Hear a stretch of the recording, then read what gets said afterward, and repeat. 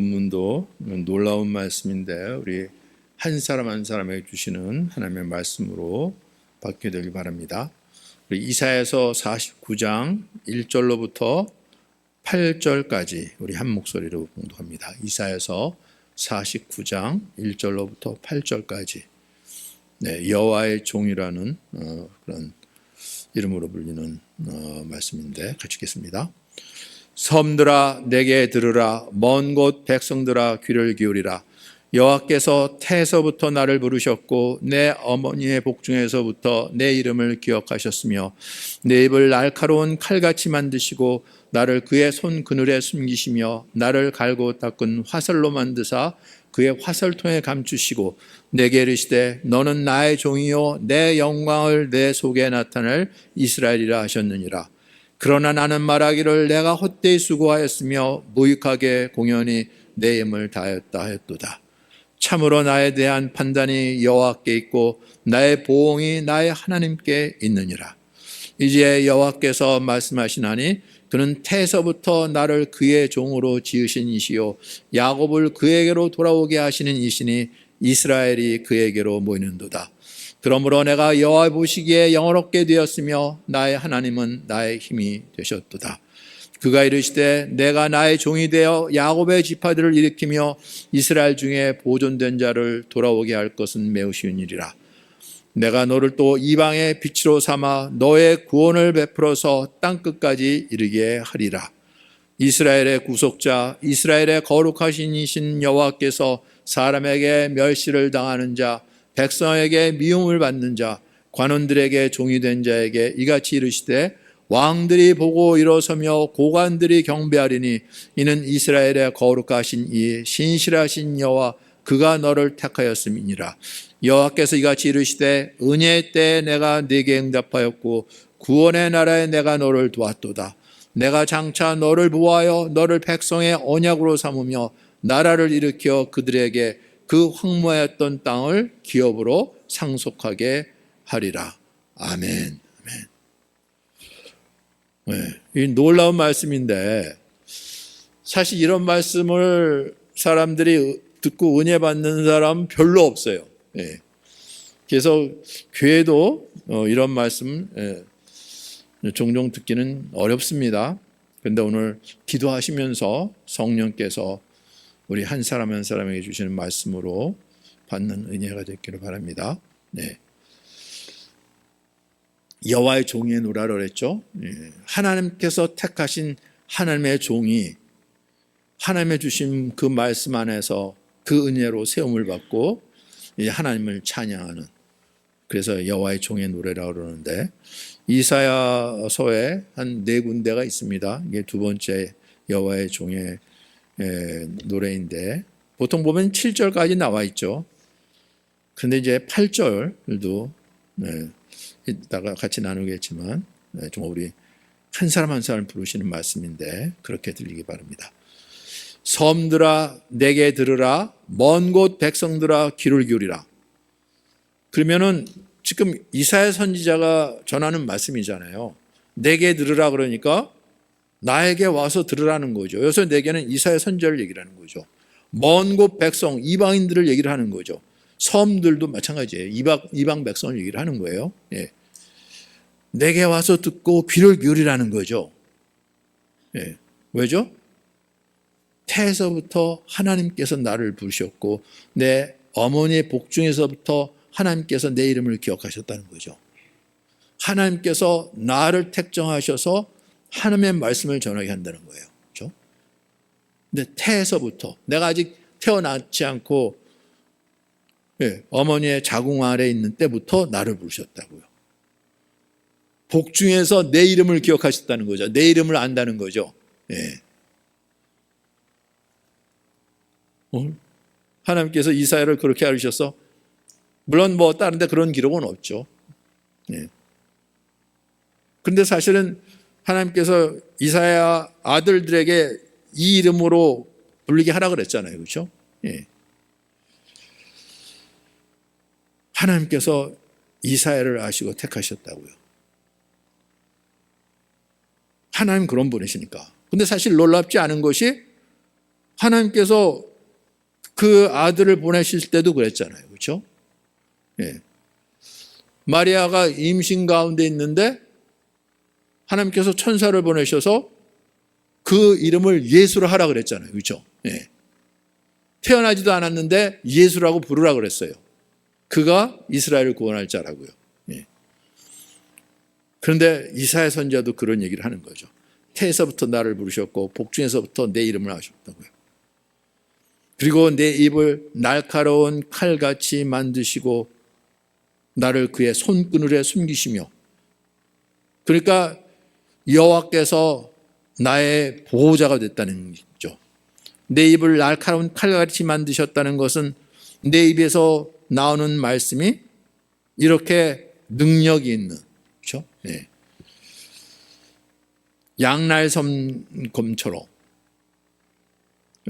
심판과 구원의 말이 되는, 그렇게 하나님께서 나를 세우셨다고요. 그리고 나를 갈고 닦은 화살로 만드사 그의 화살통에 감추셨다고요. 하나님의 품 안에 두시고, 그리고 하나님께서 정하신 때, 필요하실 때 이 하나님의 종을 통해서 이 말씀을 전파하도록. 네. 근데 모세는 이 믿음이 없었죠. 나는 입이 둔한 사람입니다. 나는 말 못합니다. 이랬잖아요. 하나님께서 하시겠다 그러는데도 불구하고 할 수 없이 하나님께서 그럼 내 형을 대언자로 세우겠다. 그래서 이제 하나님께서 그 모세 형 아론을 세워갖고 그 말씀을 전하겠는데, 이사야에게는 이렇게 그리고 내가 이르시되 너는 나의 종이요 내 영광을 내 속에 나타낼 이스라엘이라고 부르시는 거예요. 네. 너는 내 종이다. 내가 뜻하는 일, 이루고자 하는 일을 위해서 내가 너를 종으로 삼았다. 내 영광을 나타냈자라는 거죠. 이스라엘이라고요. 그래서 하나님께서 갑자기 이사야를 이스라엘로 부르신다는 거죠. 네. 이스라엘은 이미 주어진 이름이잖아요. 야곱을 이스라엘로 바꿔주셨잖아요. 그렇죠? 그런데 야곱만이 이스라엘이 되는 게 아닌 거예요. 그렇죠? 예. 그래서 이 성경 말씀이 놀라워요. 뭐 저는 저 사람은 뭐 저렇게 보고 한 모양이지 그런 게 아니라 그게 내가 될 수가 있는 거예요. 그렇죠?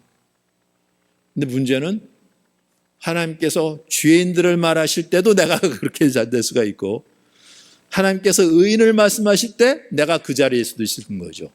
믿음으로요. 그렇죠? 그래서 성경을 읽을 때 이게 누구를 가리키는 건지 이런 얘기가 아니라 나를 부르시는 말씀으로 들려야 되는 거예요. 근데 물론 그게 쉽게 들리기는 않겠지만 이제 하나하나 하나님께서 어떻게 전개해 나가시는지, 이사야를 이스라엘이라 했다는 거죠. 너는 이스라엘이라는 거죠. 하나님과 겨루어서 이겼다고까지 해서 야곱을 이스라엘로 바꿔주셨는데, 그렇게 우리를 부르시는 거라는 거죠. 야곱을 이스라엘로 부르시는 거예요. 그렇죠? 내가 왜 야곱이야? 난 모르는 이름인데. 그러면 이스라엘도 못 되는 거죠. 야곱이 안 들리는데 이스라엘이 들리겠습니까? 나하고 관계없는 말씀이죠. 그런 사람이 너무나 많아요. 결국 하나님과 관계없는 거예요. 그렇죠? 근데 정말로 하나님이 나를 아시고 나를 부르신 거라면 이 말씀이 들리는 거죠. 그렇죠? 너는 내 종이다. 내 영광을 나타낼 자라는 거죠. 그런데 이게 은혜가 되는 거죠. 4절. 다시 한번 읽어볼까요? 49장, 이사야서 49장 4절. 아니, 이게 안 들리면 전부 다 이게 나는 관계없는 거야? 근데 4절 뭐라고 그랬습니까? 같이 읽겠습니다. 그러나 나는 말하기를 내가 헛되이 수고하였으며 무익하게 공연히 내 힘을 다했다 했도다. 참으로 나에 대한 판단이 여호와께 있고 나의 보응이 나의 하나님께 있느니라. 나는 말하기를, 나는 이사야예요. 그렇죠? 내가 헛되이 수고했다는 거죠.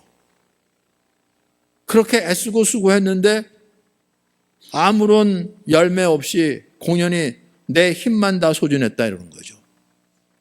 이사야도 이런 마음이 있었어요. 예. 그런데 놀랍고 그게 끝이 아니라,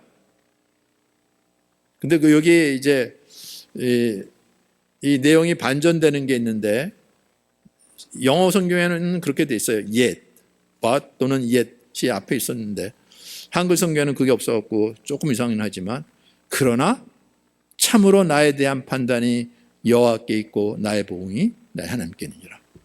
나는 헛되이 수고한 것 같을지라도 하나님도 그렇게 보시냐는 거죠. 아니라는 거예요. 나에 대한 판단? 나는 이게 헛되이 수고한 것 같은데, 그냥 무익하게 아무것도 안 한 것 같은데, 근데 판단은 하나님이 하시는 거라고요. 그리고 더 정확한 것은 여호와께 하나님이 함께 있고 하나님이 나와 함께 하셔서, 그렇죠? 나의 보응, 내가 이렇게 수고하고 헛된 것 같았는데 거기에 대한 리워드, 그에 대한 보응이 하나님께 있다고. 하나님이 하시는 거라고요. 하나님이 나와 함께 하셔서. 놀라운 말씀이죠, 그렇죠? 그러니까 우리가 보고 듣고 행하는 거랑 하나님께서 보고 듣고 이러는 것이랑 완전히 다른 거예요. 그렇죠? 근데 중요한 것은 내가 어떻게 보고 내가 어떻게 하느냐가 중요한 것이 아니라 하나님께서 어떻게 보시고 어떻게 이루시는, 이게 중요한 거잖아요. 그렇죠? 그래도 이사야는 여기에 눈이 열려 있는 거죠. 그렇죠? 예.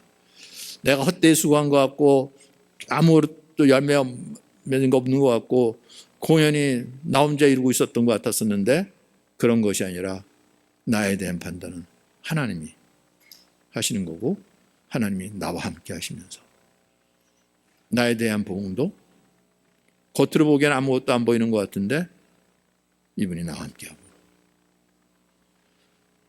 놀랍게도 이게 모세가 구했던 거잖아요. 그렇죠? 예. 그렇게 이스라엘 백성들 하나님 엄청난 능력과 기적과 표적으로 애굽에서 이끌어내셨는데 늘 원망하고 불평하고 그랬잖아요. 그렇죠? 하나님께서 결국 징계도 하시고 그러시는데,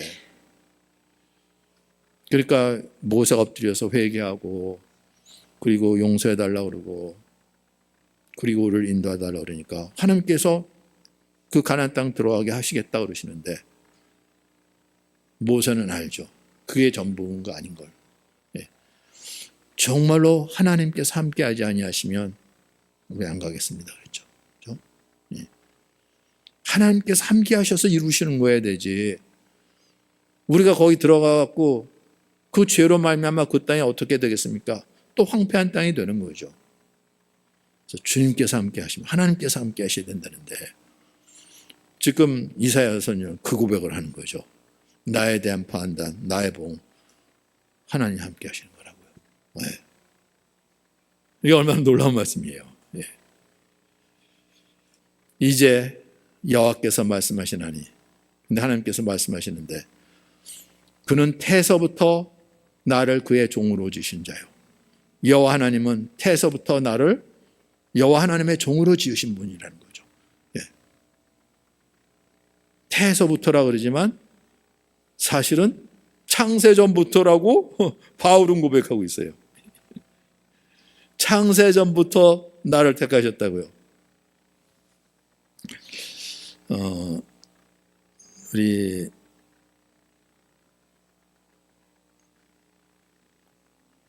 에베소서 1장 한번 같이 읽어볼까요? 에베소서 1장 네. 1장 3절, 4절, 6절, 1장 3절로부터 6절까지 같이 읽겠습니다. 네. 찬송하려도 하나님, 곧 우리 주 예수 그리스도의 아버지께서 그리스도 안에서 하늘 안 속한 모든 신령한 복으로 우리에게 주시되, 곧 창세전에 그리스도 안에서 우리를 택하사 우리로 사랑 안에서 그 앞에 거룩하고 흠이 없게 하시려고 그의 기쁘신 뜻대로 우리를 예정하사 예수 그리스도로 말미암아 자기의 아들들이 되게 하셨으니, 이는 그가 사랑하는 자 안에서 우리에게 거저 주시는 바 그 은혜의 영광을 찬송하게 하려는 것이라. 언제 우리를 택하셨다고요? 창세전에 그리스도 안에서 우리를 택하셨다고 바울은 고백하는 거예요. 복중에서 택한 정도가 아니에요. 창세전부터 우리를 아시고 택하셨다고요. 하나님 그런 분이시라는 거예요. 예. 우리가 그런 존재라고요. 예. 근데 여기는 아직은 이사야를 말하는 것 같은데,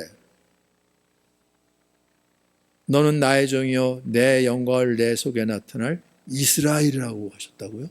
네. 그냥 여호와의 종 정도가 아니라 하나님의 영광을 나타낼 이스라엘이라고 불러주시는 거죠. 그래서 이스라엘이 그냥 개인의 이름이 아니라 이제는 대표 명사가 돼버렸어요. 그렇죠? 네. 아, 이사야도 이스라엘로 부르실 수가 있는 거구나. 네. 그러면 그 전에 어땠어요? 이사야도 야곱이 있었을 때가 있었던 거죠. 네. 근데 이스라엘로 부르신다는 거죠. 그럼 우리는요? 네. 조금 이따 그 얘기를 할게요. 네.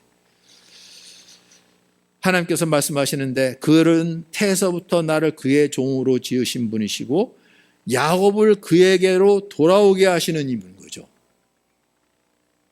야곱이 베델에서 하나님을 만났는데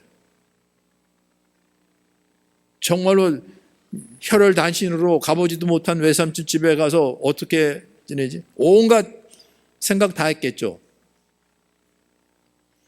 그걸 전문용어로 짱구 굴린다고 그러던데. 예. 그렇잖아요. 우리 얼마나 머리 굴립니까? 그래서 어떻게 해야 될까? 어떻게 해서 삼촌한테 잘 보여갖고 뭘 해볼까 그러는데, 하나님이 나타나셔갖고, 아니 그 위에서부터 사다리가 내려오면서 천사들이 오르락내락 하는 거 보여주고, 하나님이 여기 계셨다고 그랬잖아요. 그죠? 예. 그러고 갔는데 여전히 그 머리를 써갖고 뭔가 해보려고 그랬었죠. 결국 거기서 이제 야밤에 도망 나갔어야 됐어요. 물론 뭐 많은 재물도 얻고 또 부인도 이제 시너거 누리고 돌아오는데 야복강을 건너지 못하잖아요. 그렇죠? 네.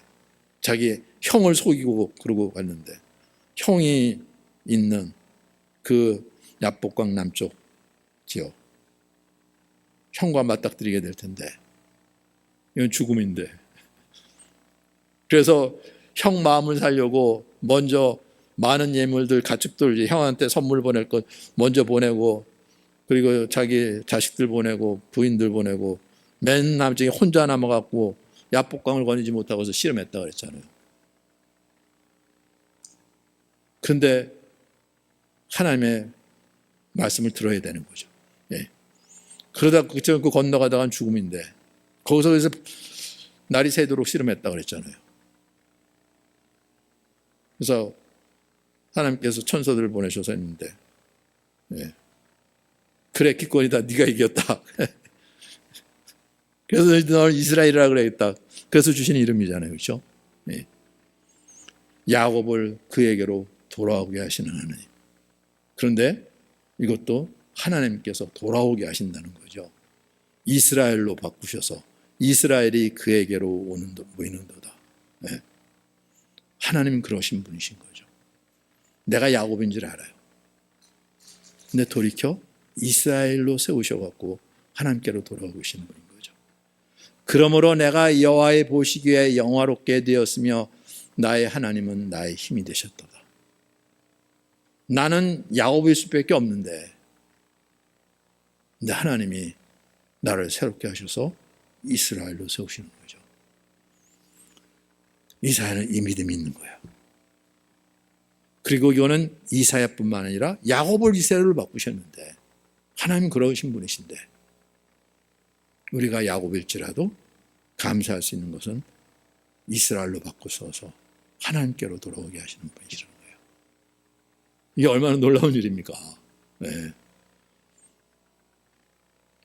그래서 이스라엘 민족이 지금 이렇게 허랑방탕하고 우상을 섬긴다 할지라도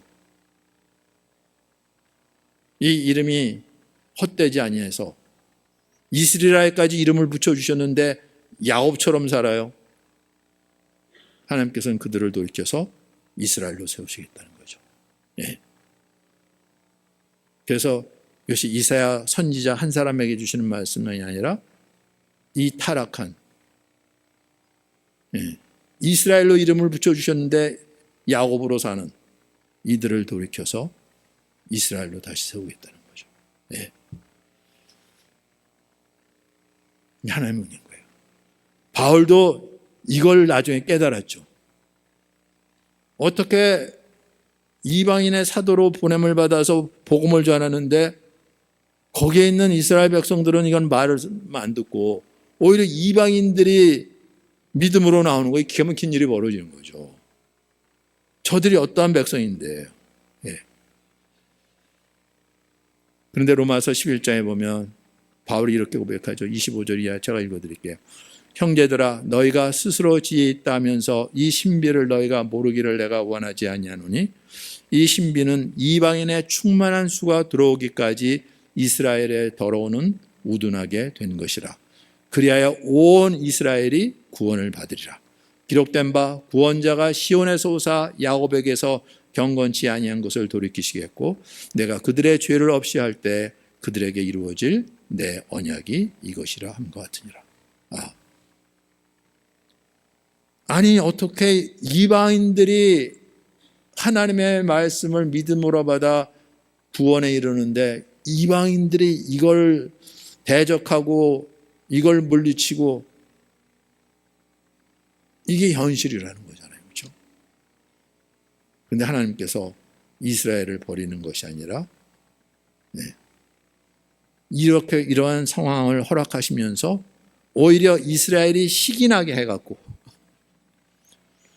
이방인들이 이스라엘 백성들이 그렇게 능욕하고 죄인 취급하고 상종을 안 하고 무시하고 그랬던 저들이 복음을 듣고 그렇게 기뻐하고 감사하면서 삶이 변하고 하나님을 찬송하고 그러는데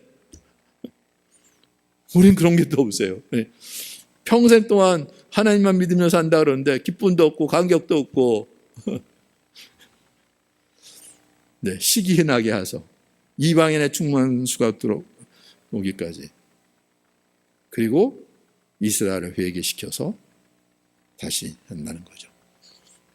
물론 여기서 온 이스라엘이라 그러는 것은 하나님의 은혜로 택함을 받은 자를 얘기를 하는 거죠. 그렇죠? 이스라엘 사람 낱낱이 한 사람도 그런 게 아니잖아요. 그렇죠? 지금도 대부분 이스라엘 백성들이 복음을 거부하고 있으니까. 그런데 하나님께서 이 일을 이루신다는 거죠. 그가 이르시되 내가 나의 종이 되어 야곱의 지파들을 일으키며 이스라엘 중에 보존된 자들을 돌아오게 할 것은 매우 쉬운 일이라고까지 얘기를 해요. 여호와의 택한 종을 통해서 야곱의 지파들을 세우고 이스라엘 중에 보존된 자들, 남아있는 자들이죠. 돌아오게 하는 것은 쉬운 일이다. 내가 또 너를 이방의 빛으로 삼아 나의 구원을 베풀어서 땅끝까지 이르게 하실 것이라고요. 그러니까 예루살렘 거민, 유대인, 북왕국 이스라엘 이걸 넘어서 땅끝까지 구원을 베푸신다는 거죠. 그럼 이게 어떻게 된 겁니까? 이스라엘은 지금 실족해갖고 오히려 복음을 거부하고 있는데 도대체 나의 종은 누굽니까? 근데 여기서 그리스도가 나오는 거죠. 나는 세상의 빛이라 말씀하신 거죠. 그렇죠? 네. 예수님께서 당신은 세상의 빛이라 그랬어요. 그렇죠? 네. 빛 가운데 있는 자는 실족하지 않을 것이다. 네.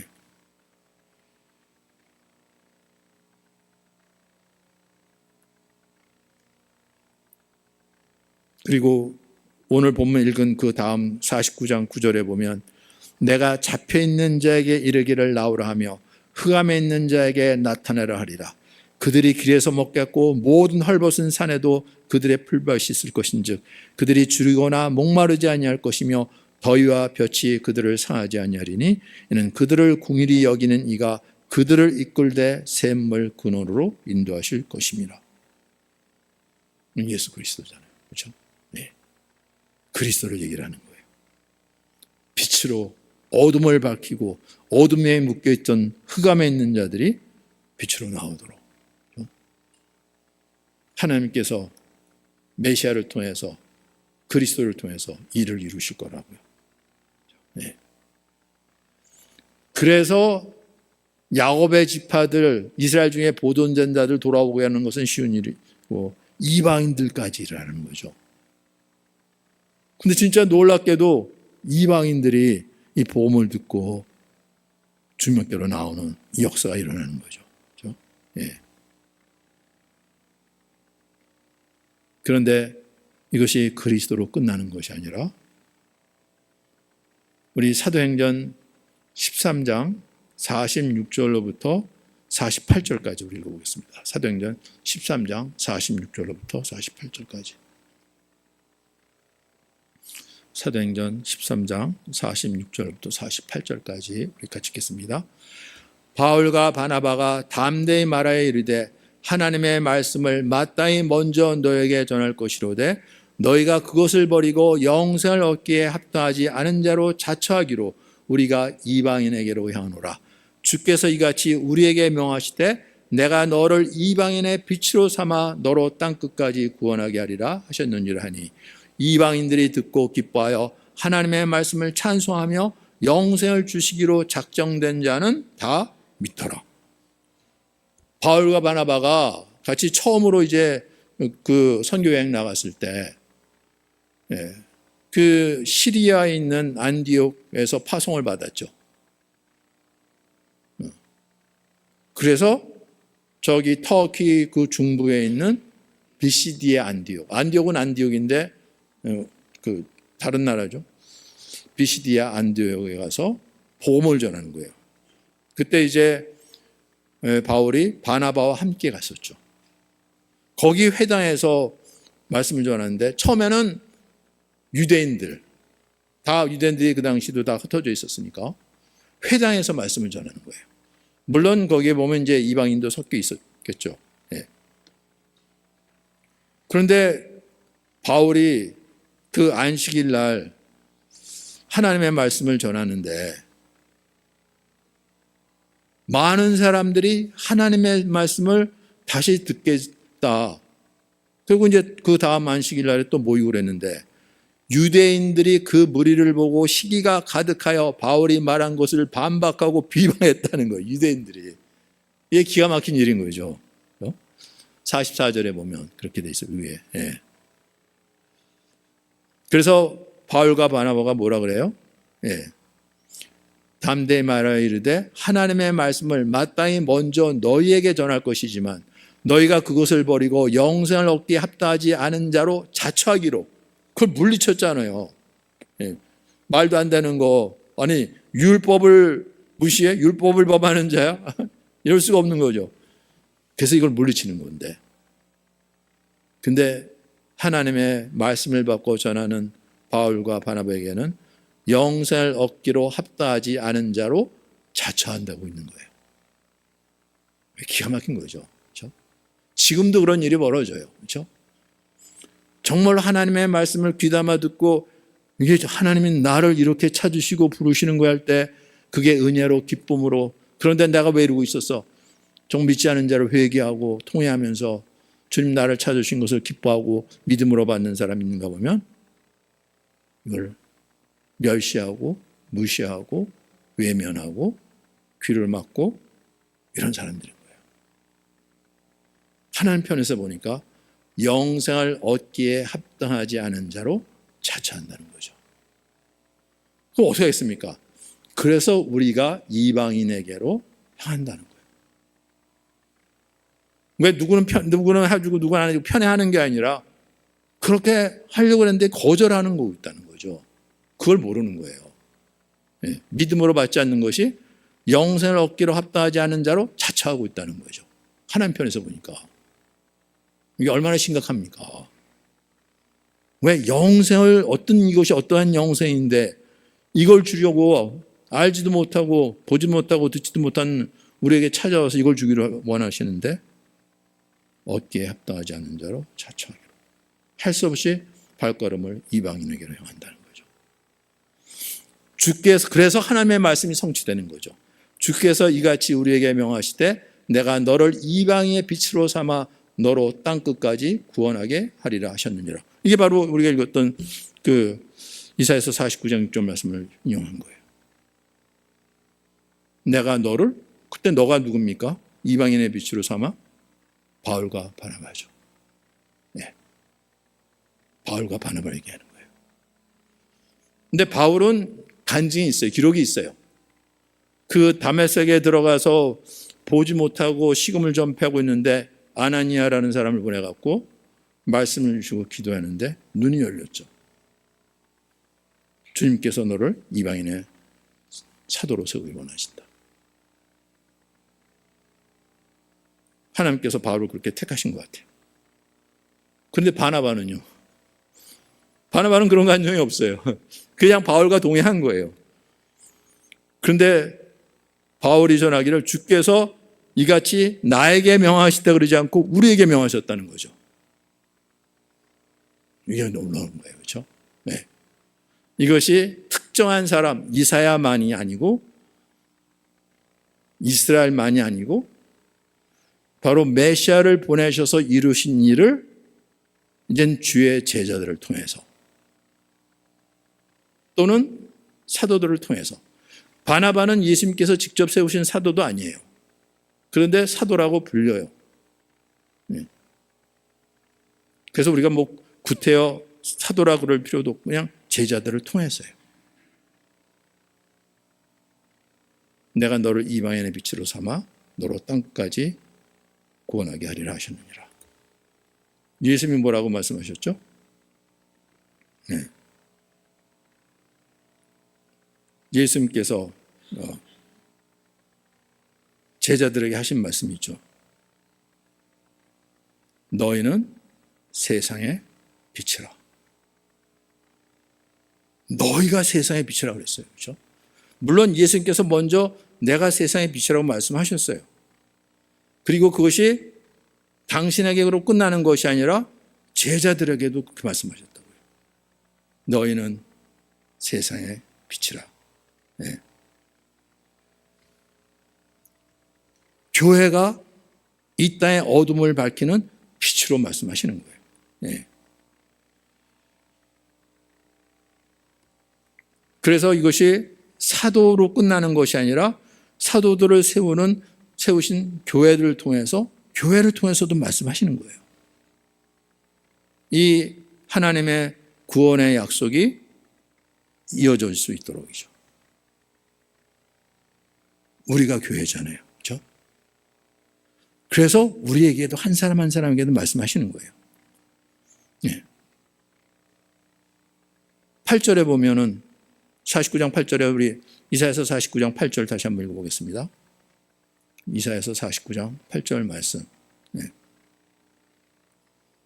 이사야서 49장 8절 말씀 읽겠습니다.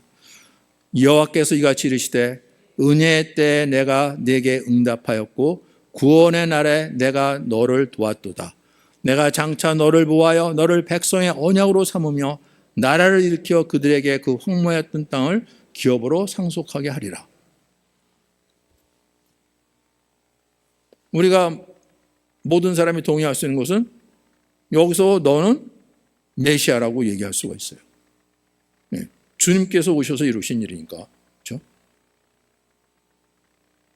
그런데 이게 그것으로 끝나는 것이 아니라 고린도후서 6장 2절 말씀 찾아보죠. 고린도후서 6장 2절.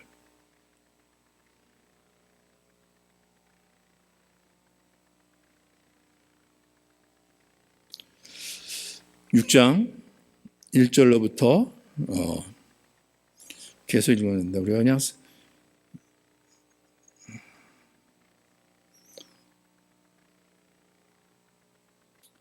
4절까지만 읽어보죠. 네, 중간까지면 잘라서 조금 이상한데 좀 문장이 길어서 6장 1절부터 4절 같이 읽겠습니다. 우리가 하나님과 함께 일하는 자로서 너희를 권하노니 하나님의 은혜를 헛되이 받지 말라. 이르시되 내가 은혜 베풀 때 너에게 듣고 구원의 날에 너를 도왔다 하셨으니 보라 지금은 은혜 받을 만한 때요 보라 지금은 구원의 날이로다. 우리가 이 직분을 비방을 받지 않게 하려고 무엇에든지 아무에게도 거리끼지 않게 하고 오직 모든 일에 하나님의 일꾼으로 자천하여 많이 견디는 것과 환난과 궁핍과 고난과 매맞음과 갇힘과 난동과 수고로움과 자지 못함과 먹지 못함 가운데서도 깨끗함과 지식과 오래 참음과 자비함과 성령의 감화와 거짓이 없는 사랑과 진리의 말씀과 하나님의 능력을 의의 무기를 좌우해 가지고 영광과 욕됨으로 그러하였으며 악한 이름과 아름다운 이름으로 그러했느니라. 우리는 속이는 자 같으나 참되고 무명한 자 같으나 유명한 자여 죽은 자 같으나 보라 우리가 살아있고 징계를 받는 자 같으나 죽임을 당하지 않고 근심하는 자 같으나 항상 기뻐하고 가난한 자 같으나 많은 사람을 부유하게 하고 아무것도 없는 자 같으나 모든 것을 가진 자로다.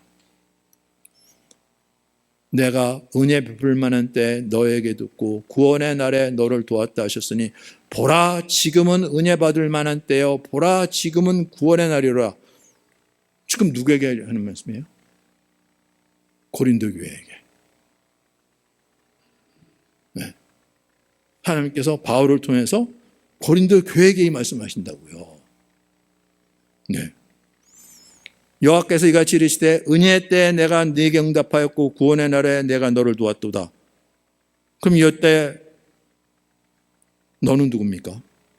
교회라고요. 교회에 말씀하시는 거예요. 하나님의 말씀은 그런 거예요. 네. 주어가 바뀌어요. 어떻게 바뀝니까? 하나님께서 다윗을, 그러니까 이사야를 통해서 말씀하시는데 이사야가 자기 스스로 말하는 게 아니잖아요. 모든 성경은 성령의 감동으로 됐다고. 하나님의 영이 함께 하셔서 그 마음을 주시는데 이사야를 통해서 말씀하시는데 이사야에게만 하는 게 아니라 야곱을 이스라엘로 바꿔서 이스라엘에게. 그런데 이 언약의 말씀은 누구를 통해서 이루어집니까? 그리스도를 통해서, 하나님의 아들을 통해서. 그리고 끝나는 것이 아니라 지금도 하나님의 아들 예수 그리스도는 승천하셨지만 그리스도의 영을 이 땅에 보내주셔서 이 땅에 그리스도의 몸으로 세우신 교회를 통해서 이 약속의 말씀이 이루어지게. 교회에게 이 말씀을 주신다는 거예요. 보라 지금은 은혜 받을 만한 때요 보라 지금은 구원의 날이라고요. 교회를 부르시는 거예요. 교회를 부르시는 거예요. 교회에게 주시는 말씀이라고요. 정말 내가 주님께서 핏값으로 나를 사시고 당신의 것을 부르셨다면 이 말씀이 들리죠. 네. 내 양은 내 음성을 듣니라 말씀하셨으니까. 내가 장차 너를 보호하여 너를 백성의 언약으로 삼는다는 거죠. 그리스도께서 이 언약을 성취하셨죠. 다윗에게 약속하신 말씀,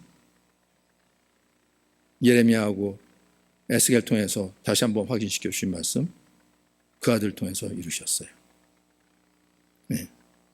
예수 그리스도께서 백성의 새 언약으로 나라를 일으켜 그들에게 그 황무했던 땅을 기업으로 상속하게 하리라. 나라를 이기시겠다, 나라를 세우시겠다는 거죠. 그럼 너는 누구입니까? 이 나라를 세울 나라의 왕으로 하나님께서 그 아들을 보내신 거죠. 그리고 그 황무하였던 땅을 기업으로 상속하게. 아니 그렇게 해서 나라를 세우는데 황무지를 기업으로 상속하게 해요. 네. 근데 이게 은혜고 놀라운 일인 거예요. 그렇죠? 네. 아니 그래도 하나님 아버지께서 우리 아버지가 돼갖고 유산으로 물려준다 그러면 좀 그래도 그럴듯한 거 주셔야 되지. 너 이 항무지 가져라 그러는데. 근데 그런 말씀도 안 들릴 수가 있어요. 뭐 나하고는 전혀 관계없는 말씀이니까 왜 항무지를 기업으로 그러지. 그러는데 이게 주님을 알고 나면 이게 은혜인 거죠. 내가 황무지였었죠. 근데 하나님께서 그걸 기업으로 삼으시는 거니까 그걸 내버리지 아니하시고 이 쓸데없는 땅, 이거 잡초물거리고 이거 어디다 쓴다고 이거 내버렸으면 난 영원히 버림받았을 것 같은데 그 황무의 땅을 아버지께서 당신의 것으로. 네. 그 아브라함이 가나안 땅에 기근이 들어서 할 수 없어서 애굽에 내려갔잖아요. 그렇죠? 이제 조카들 데리고 다른 종들 데리고 다 내려갔는데 네.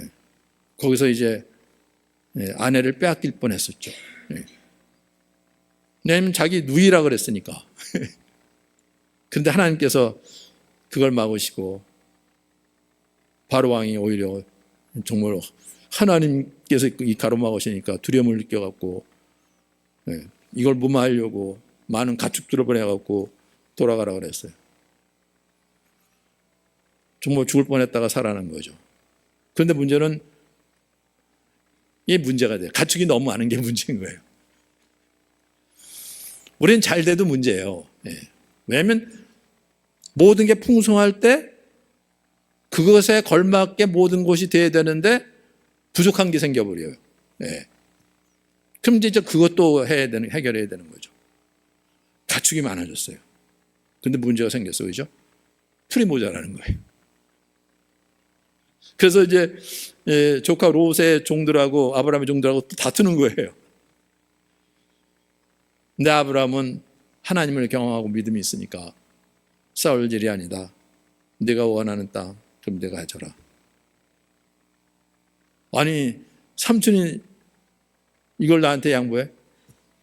내가 이 땅 가져도 돼요? 당연히 풀이 많고 물이 많은 곳이죠. 그러라 그랬어요. 그래서 이제 그리로 따라갔죠. 어디로 했어요? 그곳이? 소돔과 고모라였어요. 생수의 근원 대신 하나님을 버리고 우리가 보기에 물이 많고 이 정도면 가축 잘 기르겠다 그러는데 소돔과 고모라 땅이었어요. 거기에 비해서 남은 땅 이건 빈들이죠. 황무했던 땅인 거예요. 그런데 하나님께서 아브라함에 나타나서 동서남북을 바라보라. 보이는 땅을 너와 내 자손에게 줄 텐데 영원히 이룰 것이라고 말씀하셨어요. 세상에 영원한 땅이 있습니까? 없잖아요. 그럼 영원한 땅은 뭡니까?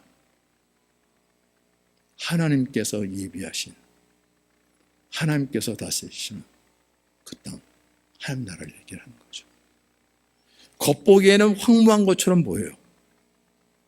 근데 하나님께서 그 심령을 받고 갖고 부족함이 없는 바로 하나님 한 분으로 말미암아. 그래서 그걸 기업으로 상속하게 하는 거죠. 이 하나님이 하시는 일인 거죠. 누가 여기에 눈이 열렸겠습니까? 아브라함은 이걸 믿음으로 받은 거예요. 이 기막힌 일이 벌어진 거죠. 그러니까 그렇게 이 세상과 하나님이 날로시는 거예요. 하나님께서 밀어낸 게 아니라 자기가 원해서 간 거예요. 이거 내 땅 이거 달라고. 그런 나무 어떻게 없습니까? 근데 내가 보는 땅을 너와 내 후손에게 줄 텐데 영원히 이루리라. 하나님의 약속인 말씀이죠. 그래서 장차 너를 보하여 너를 백성의 언약으로 삼는다고 말씀하시는 거예요. 예수 그리스도를 통해서 이루어주셨어요. 아브라함도 많이 방황했죠. 이 땅인가 저 땅인가? 근데 나중에 깨닫겠죠. 이런 땅이 아니라 하늘에 있는 거. 이 세상에 속한 것이 아니라 그걸 바라보는데 하나님께서 기뻐하셨다죠. 저들을 부끄러워하지 아니하셨다고요. 그리고 하나님께서 예비하신 것이죠. 바로 그 아들을 보내셔서 이루신 거고. 그래서 예수 그리스도 하나님의 언약의 성취자인 거죠. 그리고 이 땅에 오셔서 자기 살을 찌어주시고 피를 주시면서 이것은 내 언약의 피라. 하나님께서 그 아들을 통해서 약속하신 것을 이루시는데 그 언약, 피로 맹세한 언약이고요. 근데 그 언약은 다른 언약이 아니라 그 아들의 피를 흘리게 하셔서 우리의 죄를 사해 주시고 우리에게 이 영원한 생명 주셔서 하나님의 거룩한 자녀로 이 언약의 말씀을 이루는 이 놀라운 일이에요. 그리고 이제는 예수 그리스도로 끝나는 것이 아니라 예수 그리스도를 주로 고백하고 믿은 주님의 몸된 교회 공동체를 통해서 이 약속의 말씀이 이루어져 나가고 있는 거죠. 우리도 그렇게 그런 존재로 세우셔갖고 네. 어떻게 이런 일들이 일어날 수가 있겠습니까? 여기에 눈이 열리고 나니까 네. 이제는 세상이 어떠할지라도 그러한 유혹에 넘어가지 아니하고 40을 줄일지라 그럴지라도 사람이 떡으로만 사는 것이 아니라 하나님의 입에서 나오는 모든 말씀으로 사는 것이라 이 고백을 하게 되고 네. 약속하신 말씀 온갖 능력으로 여기서 한번 뛰어내려 보지 그러한 시험을 물리치고 하나님은 그렇게 시험받는 자들이 시험받는 분이 아니라 온 세상을 주께 나한테 경배하는데도 아니다. 나는 나의 주 하나님만 경배하는 자라 그런다는 거죠. 이걸 하나님의 은혜로 남아있는 자라 남은 자라 그러는 거예요. 교회 공동체는 그러한 공동체를 얘기를 하는 거예요. 그래서 주의 것으로 하나님의 것으로 하나님의 영광을 나타낼 자로 네. 이 교회가 어떠한 존재인지 바울이 여기에 눈이 열린 거죠. 우리를 어떠한 존재로 세우시는지 우리를 통해서 무슨 역사를 일으키시는지 우리 에베소서 1장 18절로부터 22절 우리 같이 읽겠습니다. 에베소서 1장 18절로부터 22절 네. 같이 읽죠. 너의 마음의 눈을 밝히사 그의 부르심의 소망이 무엇이며 성도 안에서 그 기업의 영광의 풍성함이 무엇이며 그의 힘으로 역사하심을 따라 믿는 우리에게 베푸신 능력의 지극히 크심이 어떠한 것을 너희로 알게 하시기를 구하노라. 그의 능력이 그리스도 안에서 역사하사 죽은 자들 가운데서 다시 살리시고 하늘에서 자기의 오른편에 앉히사 모든 통치와 권세와 능력과 주권과 이 세상뿐 아니라 오는 세상에 일컫는 모든 이름 위에 뛰어나게 하시고 만물을 그의 발 아래 복종하게 하시고 그를 만물 위에 교회의 머리로 삼으셨다고요. 우리가 예수님에 대해서 너무나 당연한 것 같죠. 교회는 어디 있어요? 만물 위에 교회라고요. 교회는 그런 공동체인 거예요. 교회 위에 있는 건 머리 대신 그리스도밖에 없어요.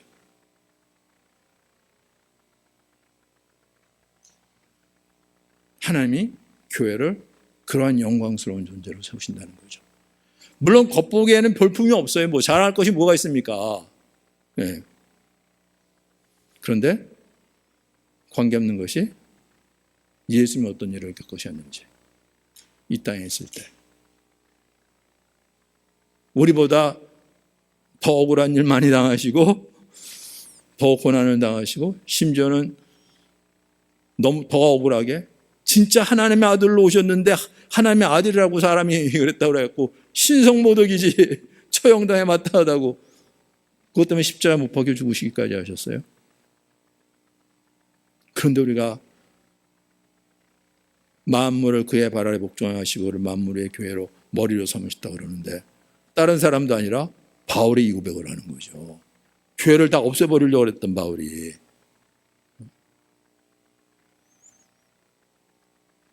하나님 보시기에 교회가 그러한 존재고 그러한 공동체인 거예요. 네. 이걸 모르니까 이걸 보이질 않으니까 다 그렇다고 치고 다 믿는다고 하지만 여전히 내 생각대로 내오는 대로 그냥 내일 하는 것뿐인 거죠. 교회는 그런 공동체가 아닌 거예요. 이미 오래전에 선지자를 통해서 말씀하신다는 거죠. 내가 장차 너를 보아요. 너를 백성의 언약으로 삼으며. 누가 하나님께서 나를 백성의 언약으로 삼겠다고 또 듣겠습니까? 당연히 예수님이시죠. 맞아요. 예수님이신 거예요. 근데 예수님으로 끝나는 것이 아니라 내 안에 임하신 교회의 머리 대신 이 백성의 언약 대신 주님 안에서 주님이 우리를 통해서 이 하나님의 언약을 성취해 나가시는 거라고요. 교회가 그렇게 쓰임받는 거예요. 주님과 분리할 수 없는, 머리와 몸이 분리되면 어떻게 됩니까? 분리할 수 없는 거잖아요. 머리 있는 곳에 몸이 있고 몸이 있는 곳에 머리가 있는 거잖아요. 그래서 예수님께서 그 말씀 하셨잖아요. 저들도 나 있는 곳에 나와 함께 있어 아버지께서 창세 전에 내게 주신 영광, 내가 저들에게 주었는데 저들도 나 있는 곳에 나와 함께 있어서 그 영광을 보게 되기를 원합니다. 이 기도를 하셨잖아요. 예수 믿는 곳에 그냥 같이 있는 것이 아니라 머리와 몸으로 하나가 돼서 백성의 언약으로 세워진 예수 안에서 우리도 함께 그 영광을 볼 수 있도록, 이 하나님의 나라를 세우는 데 쓰임받을 수 있도록, 그 황무하였던 땅을 기업으로 상속받는 자들로, 우리가 그렇게 황무하였던 땅이었고 그러한 야곱을 이스라엘로 바꾸신 주님 안에서 이러한 땅이라 할지라도 하나님이 이걸 바꾸셔서 하나님의 영광에 나타나는 기업으로 바꾸실 텐데, 그래서 천국은 마치 값진 진주를 찾아내는 사람과 같다 그랬잖아요. 온 생을 돌아다니면서 값진 진주를 찾는데 그 하나를 발견하고 모든 것을 다 팔아 그걸 샀다 그러잖아요. 그렇죠? 세상에 그런 게 어디 있습니까? 그런 진주가 있어요? 그게 나라고요? 그렇다고요. 하나님께서 나를 그렇게 부르신다. 내가 보기에는 진짜 지금 나이가 몇인데 이러고 있어 아무것도 열매 맺지 못하고 헛된 것처럼 보이는데 괜히 교회 얼씬거리다가 이상한 맘만 들어갖고 인생 망한 것처럼 보이는데 아니라고요. 하나님이 나를 어떻게 보시는지, 나와 함께 하시면서 이루고자 하시는 것이 어떤 것인지 여기에 눈 열려야 돼요. 그래서 황무했던 땅을 기업으로 상속하기를 할렐루야 되는 거죠. 이렇지 않았으면 나는 망했어요. 난 끝났어요. 이미 내 삶은 끝난 거였어요. 그런 나를 기업으로 하나님께서 받으셨는데, 그리고 그 땅을 기업으로 줄 때 나를 어떻게 바꾸시는 하나님이신데, 이게 은혜고 감사하고 축복이라는 거죠. 하나님께서 함께 하셔서 이루실 일이니까. 이게 얼마나 놀라운 말씀입니까?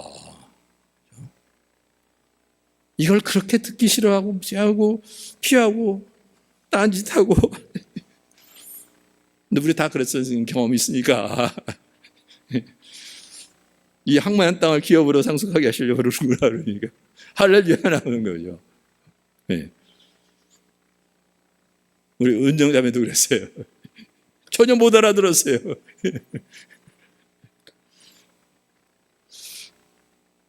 여기 유학 왔는데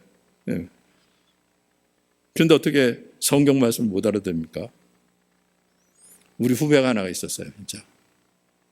네. 근데 이제 집에서 우리 같은 고등학교 나온 선배도 있었고 후배도 있었고 다 모여서 하는데, 돌아가면서 성경 말씀을 읽게 하는데 자기 차례가 되어서 읽어야 되는데 못 읽겠대요. 입이 안 벌어진대요.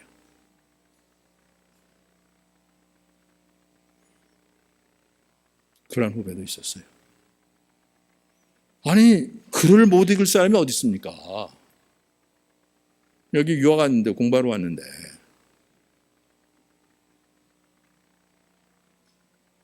이게 이 땅의 영적 현실인 거예요. 사단이 그렇게 이걸 회방하고 듣지 못하게 하고 외면하게 만들고, 이 엄청난 축복인데도 이걸 눈이 가리게 하고, 세상에서 그런 거 보면 난리 나잖아요. 그렇죠? 예. 어떻게 하든지 뭘 하든지. 예. 그런데 이 말씀이 들리는 거죠. 이 황무했던 땅을 기업으로 상속하게 하리라. 할렐루야인 거예요. 할렐루야인 거예요. 진짜. 예.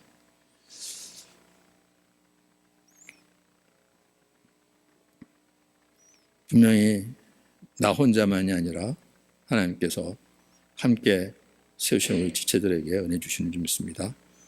은정자매 어떤 은혜를 받았는지 우리 간증 같이 나누도록 하겠습니다. 이 세대에게 버림받아야 할지니라. 이 간증 우리 같이 듣죠. 네. 이 세대에 버림받아야 할지니라. 예수님의 탄생에 관한 성탄 예배 말씀을 듣고 큰 충격을 받았다. 죄 가운데 있는 우리를 구원하시기 위해 예수님이 이 땅에 오셨지만 헤롯 왕은 아기 예수를 죽이기 위해 베들레헴 인근의 어린 아이들까지 모두 죽이는 비극적인 사건이 발생했다.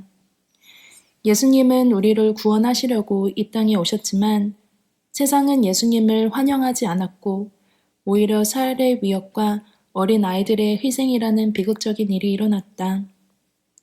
목사님이 예수님의 탄생에는 이렇게 기쁨과 슬픔이 공존한다고 하셨는데 예수님의 탄생에 대해 한 번도 이렇게 생각해 본 적이 없었기에 나에게는 정말 큰 충격으로 다가왔다. 예수님의 탄생을 항상 기쁜 소식으로만 받아들여 왔는데 예수님이 오신 일이 이 세상에서는 버려지고 부인되는 일이었다니. 그동안 십자가와 부활에서만 드러내신 줄 알았던 이 세상의 실체를 예수님의 탄생에서도 드러내고 계셨다는 사실 앞에 주님 앞에서 마음이 더욱 낮아질 수밖에 없었다. 그러면서 주의 말씀이 생각나며 나에게 주셨던 말씀이 하나로 연결되었다. 누가복음 17장 25절 말씀. 그가 먼저 많은 고난을 받으며 이 세대에게 버림받아야 할지니라. 하나님은 예전 세대나 지금 우리 세대나 본질적으로 다르지 않은 죄 가운데 있는 동일한 세대라고 하셨다. 예수님께 눈이 열리고 이 세상의 실체에 눈이 뜨이니 정말 그때나 지금이나 변한 것이 없는 세상임을 깨닫게 된다. 이 세상은 예수님이 오시기 전에도 예수님을 부인했고 이 땅에 태어나신 순간에도 예수님을 부인했다. 예수님이 이 땅에서 사역하실 때도 사람들은 예수님을 알아보지 못했고 결국 예수님을 십자가에 못 박아 죽이고 말았다.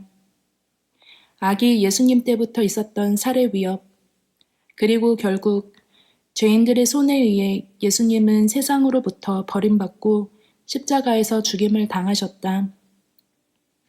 이 세상은 예수님을 그리스도로 알아보지 못하고 예수님을 거부하고 침뱉고 조롱하고 무시하고 죽였다.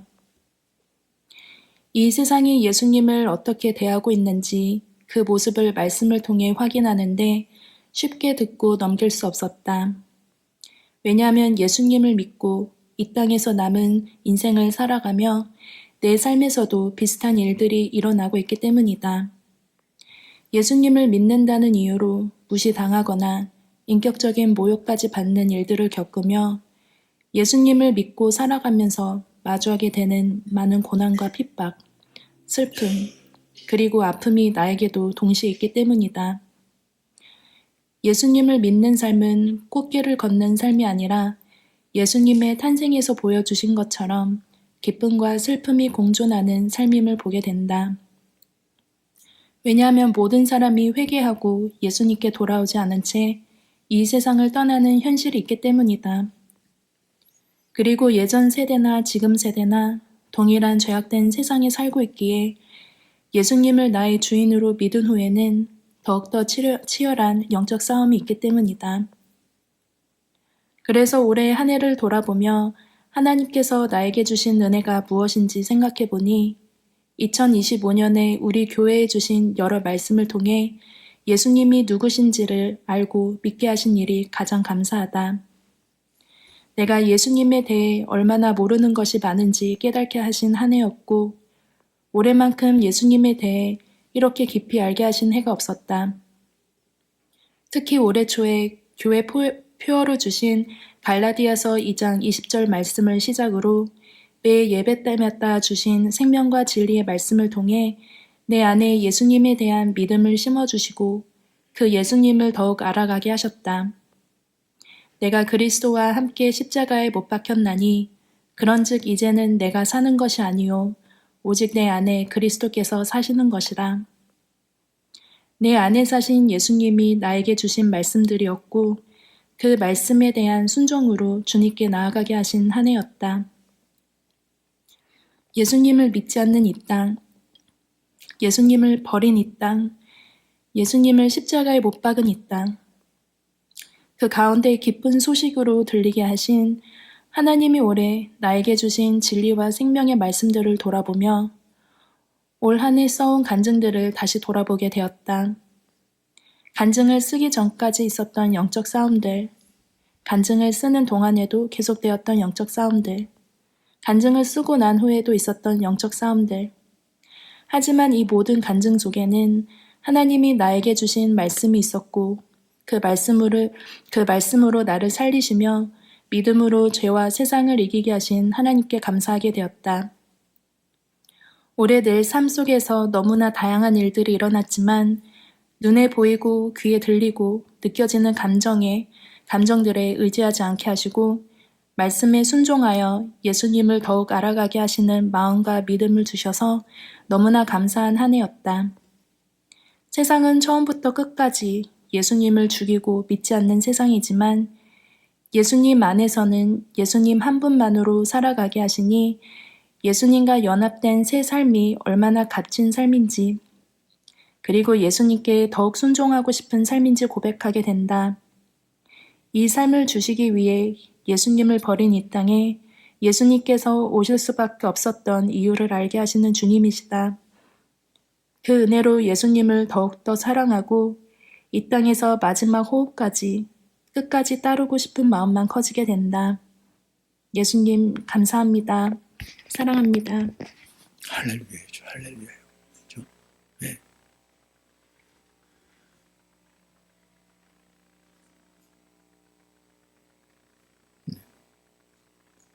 특히 은정자는 처음에 어떤 모습으로 했는지 생생하게 기억이 나서 그래요. 네.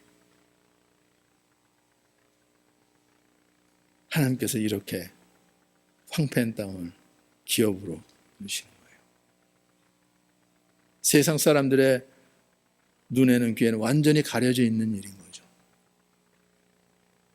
하나님이 그렇게 바꾸신다는 거죠. 네. 그래서 세상 일이 아닌 거예요. 그런데 성탄절도 세상 일로. 뭐 한우카라 그러는 거는 모세를 통해서 말씀하지도 안 하시는 건데 그렇게 해놓고 세상 일로죠. 초막절도 세상 일로. 부활절도 세상 일로. 그냥 우리끼리 그렇게 힘쓰고 멋있는 거 만들어 놓고 우리끼리 즐기고 그러는 거 있는 거예요. 그래서 예수를 잃어버린 시대로 그러지만 그것도 좋은 말로 해서 잃어버린 시대지 그냥 예수를 버린 시대인 거예요.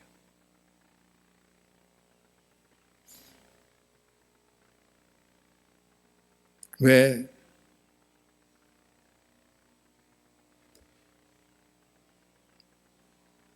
복음서에서 이 예레미야 말씀을 인용했는지 예레미야서 3장 31장 15절 나 여호와가 이같이 말하노라 라마에서 슬퍼하며 통곡하는 소리가 들리니 라헬이 그 자식을 위하여 애곡하는 것이라 그가 자식이 없으므로 위로받기를 거절하였도다.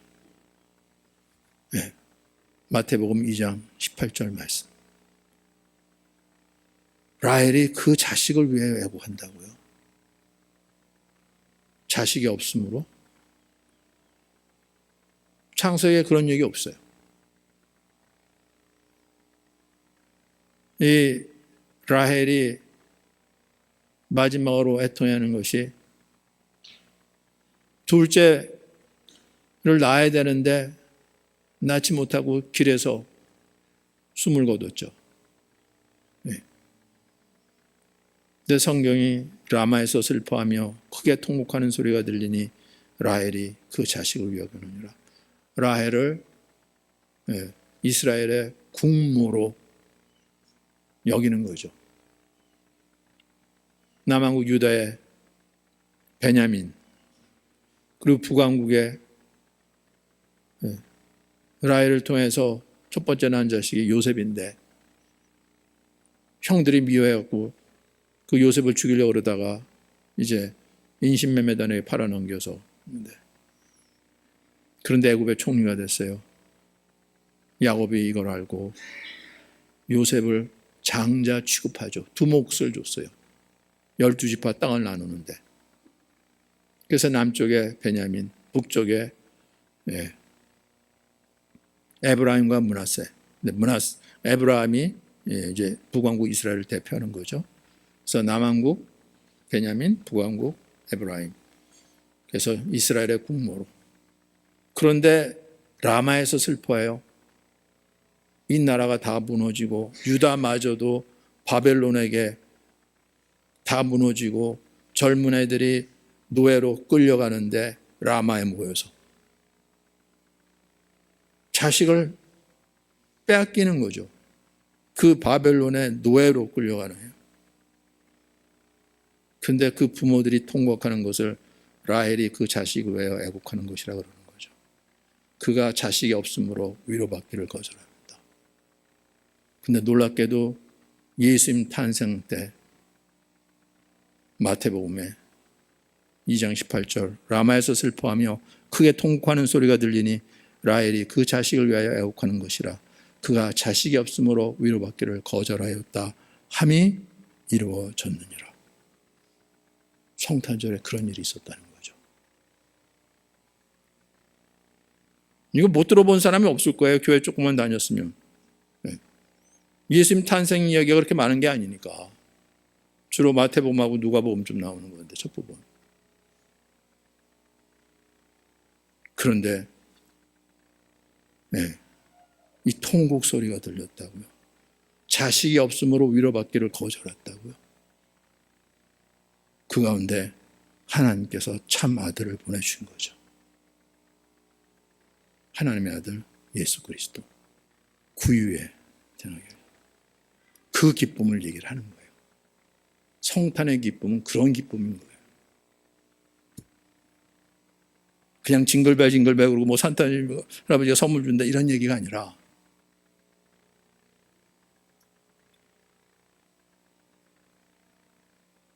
그 말씀이 들리는데 이사야서 여호와의 종의 노래가 어떤 노래인지 우리 한 사람 한 사람에 주시는 말씀인데 마지막 때 교회에게 주시는 말씀인데 이렇게 복되고 영광스러운 존재로 언약의 백성으로 하나님 아버지의 기업의 이을자로 우리를 부르셨는데 새해에는 우리 눈이 열리고 귀가 열리고 우리 영혼이 깨어나서 이 말씀에 믿음으로 함께 기뻐하며 찬송하며 주님의 몸으로 믿음으로 주님께서 보여주시고 말씀하신 이 말씀에 함께하는 우리 모두에게를 예수님의 이름으로 축원합니다. 이것을 우리 주여 부르면서 같이 통성으로 기도하겠습니다.